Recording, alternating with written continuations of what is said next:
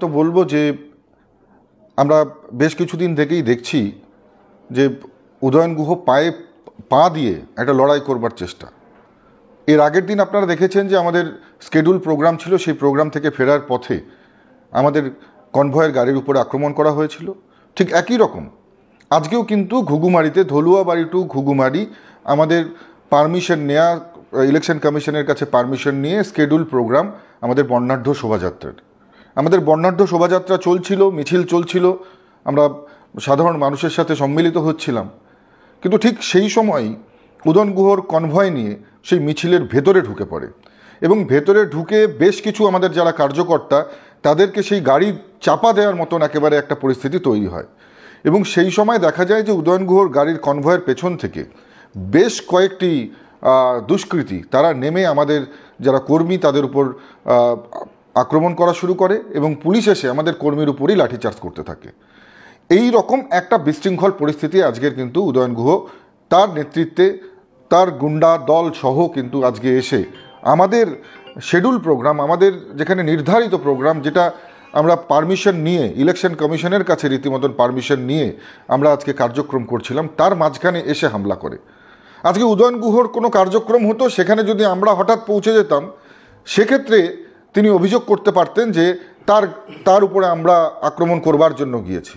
আজকে আমাদের মিছিল চলছে, স্কেডিউল মিছিল, নির্ধারিত মিছিল, পারমিশন নেওয়া মিছিল, তার মাঝখানে গাড়ির কনভয় ঢুকিয়ে দিয়ে 15-20টা গাড়ি ঢুকিয়ে দিয়ে সেখানে আমাদের লোকের উপর মারধর করা, আক্রমণ করা, এটা কোন ধরনের সভ্যতা, কোন ধরনের রাজনীতি? আজকে বারংবার আমরা এই ধরনের ঘটনা দেখছি। অনেক নেতা তো কুচবিহার জেলায় আছে, অনেকেই আছে, এমনকি যিনি বিরোধী দলের প্রার্থী রয়েছেন, তৃণমূল কংগ্রেসের প্রার্থী জগদীশ বসুনিয়া, উনিও রয়েছেন, ওনার সঙ্গে বহুবার মুখোমুখি হয়েছে। এরকম ঘটনা তো ঘটেনি, বরঞ্চ আমার সামনে কারুর দেখা হলে হয়তো আমি হাত জোর করে নমস্কার করে তাকে অভিনন্দন জানাবো, যদি বিরোধী প্রার্থীও হন তাকেও অভিনন্দন জানাবো। রাজনীতির ময়দানে আমরা জাগ্রত জনতার সামনে বিচার দিয়েছি।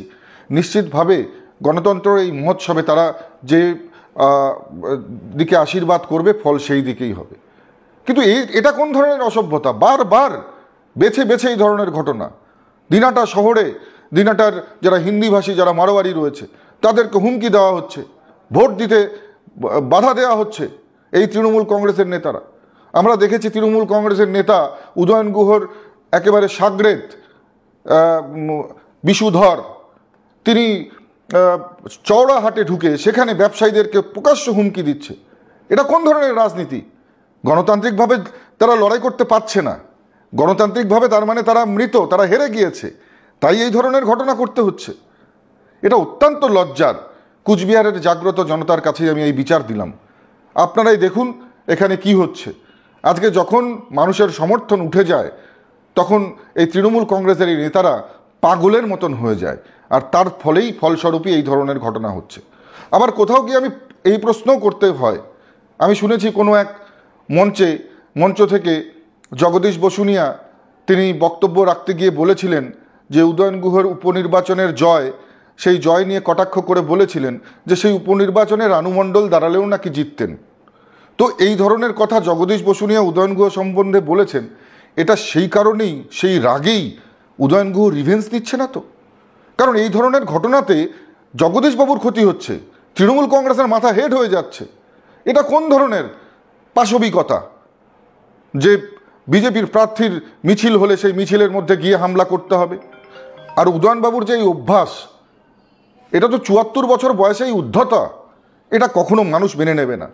দিনাটাবাসী তো মেনে নেয়নি, সমগ্র কুচবিহারের এই পার্লামেন্টারি কনস্টিটিউয়েন্সির মানুষ কিন্তু এটা কখনোই মেনে নেবে না। আজকে যেভাবে উদ্ধতপনা আমরা দেখেছি, আমরা তো দেখেছিলাম যে গত 2021-এর নির্বাচনের পরবর্তী সময় উদয়ন গুহ কীভাবে বেছে বেছে দিনাটা শহরে বেছে বেছে তিনি ভারতীয় জনতা পার্টির কার্যকর্তা, বহু সাধারণ মানুষের উপরও আক্রমণ করেছে। এটা স্বাধীন দেশ, এখানে কেউ রাজনীতি করতে পারবে না? প্রত্যেকের নিজেদের গণতান্ত্রিক অধিকার নেই, কথা বলবার অধিকার নেই?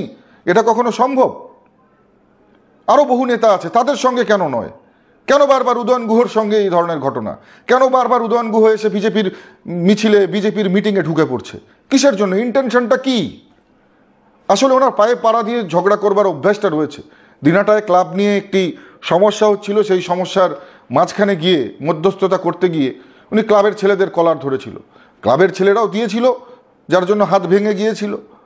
আজকে এই ঘটনার থেকেও শিক্ষা নেননি উনি বারবার পায়ে পাড়া দিয়ে ঝগড়া করা, বারবার এই ধরনের উদ্ধতপনা আমরা দেখেছি। সেন্ট্রাল বাহিনীর সামনে সেদিন কী ধরনের উদ্ধতপনা উনি করছিলেন, কখনো সেন্ট্রাল বাহিনীর হাত মুচড়ে দিতে চাইছেন।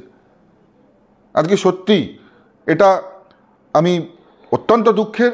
আমি আবেদন করতে চাইব সমস্ত রাজনৈতিক দল যারা রয়েছে তাদের কাছে আবেদন করব, আসুন শান্তিপূর্ণ রাজনীতি আমরা করি, শান্তিপূর্ণ রাজনীতির পরিবেশ আমরা তৈরি করি, যে পরিবেশে প্রত্যেকটি সাধারণ মানুষ গণতান্ত্রিক অধিকার প্রয়োগ করবে, নিজেদের ভোট নিজেরা দেবে এবং মানুষের রায় যা হবে তা আমরা মাথা পেতে নেব। আসুন এই নির্বাচনকে আমরা সুন্দর এবং আমরা নির্বাচনের এই উৎসবকে আমরা মহোৎসবে পরিণতি করি। এই আবেদন আমি সকলের কাছে রাখবো, সমস্ত রাজনৈতিক দলের কাছে রাখবো। নিশ্চিতভাবে সৌজন্যতার রাজনীতি আমাদের প্রত্যেকের মধ্যে থাকা উচিত।